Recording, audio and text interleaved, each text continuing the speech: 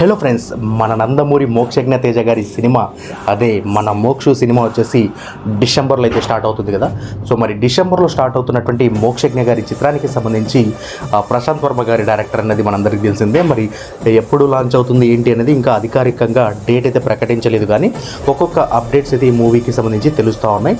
Like present వచ్చేసి ఈ మూవీకి సంబంధించినటువంటి మ్యూజిక్ డైరెక్టర్ వచ్చేసి అనిరుద్ గారిని పరిశీలనలో ఉంచినట్టుగా తెలుస్తూ ఉంది. ప్రశాంత్ వర్మ గారు అనిరుద్ గారు అయితే మోక్షజ్ఞ గారి సినిమాకు పర్ఫెక్ట్గా ఉంటుంది, సో ఆయనతోనే ఈ మూవీకి ఎలాగైనా మ్యూజిక్ కంపోజ్ చేయించాలని అయితే పట్టుపట్టినట్టుగా తెలుస్తోంది.